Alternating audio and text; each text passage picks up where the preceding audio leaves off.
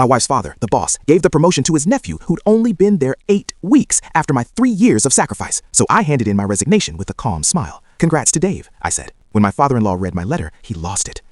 I need to tell you about the day I quit my job because it was absolutely insane. My father-in-law, Robert, owned a successful construction company in Oregon, and I'd been working there for 3 years. 3 whole years. When I first married his daughter Emma, Robert offered me a position as a project coordinator. I thought it was generous at the time. Little did I know, I was walking into a nightmare disguised as a family business. From day one, I busted my tail.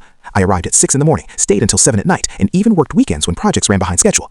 I organized timelines, managed suppliers, solved problems nobody else wanted to deal with, and basically kept the entire operation running smoothly. Robert always promised me that if I worked hard and proved myself, I'd move up to project manager. "Just be patient, son," he'd say with that fake smile. "Your time will come." So I was patient. I worked through holidays while other employees took vacation. I covered for people who called in sick. I learned every aspect of the business, from permits to budgets to client relations. Emma kept telling me I was working too hard, but I wanted to prove I deserved to be there. Then 2 months ago, Robert's nephew Dave showed up. This kid was 22 years old, fresh out of college, and had 0 real-world experience. Robert hired him as a general assistant, and I was actually assigned to train him. Dave was lazy. He showed up late constantly, took 2-hour lunch breaks, and spent most of his time scrolling through his phone. When I tried to teach him anything, he'd barely pay attention. I had to redo half his work because he couldn't follow basic instructions. Last Monday, Robert called everyone into the conference room for an announcement. My heart raced because I knew a project manager position had just opened up. After 3 years of dedication, this had to be my moment. Robert stood at the front of the room, grinning like he'd won the lottery. "I'm excited to announce our new project manager," he said. "Someone with fresh ideas and great potential." I sat up straighter, ready to accept. "Congratulations to my nephew, Dave." The room went silent. My jaw literally dropped. Dave had been there for 8 weeks. 8 weeks. He didn't know the difference between a subcontractor and a supplier.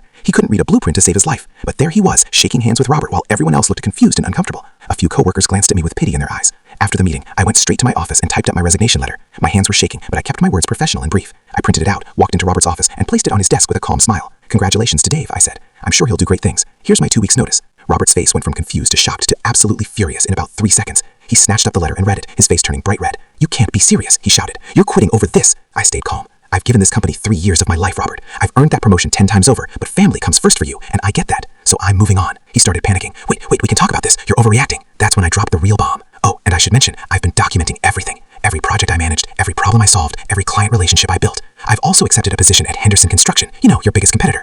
They offered me senior project manager, a 40% raise, and they're thrilled to get access to all my knowledge about your operations and client list." Robert's red face went completely pale. I smiled. "I start Monday. Oh, and good luck explaining to your daughter why her husband is leaving the family business. She already knows everything, by the way. She's actually the one who encouraged me to take the other job." His mouth opened and closed like a fish. Turns out, Emma had been furious about how her dad treated me, and she'd been secretly networking on my behalf for months. I walked out of that office, and Robert never said another word. Best decision I ever made. But what happened next? Robert's desperate attempt to win me back, the fallout at Maxwell Construction, and how my new job changed everything.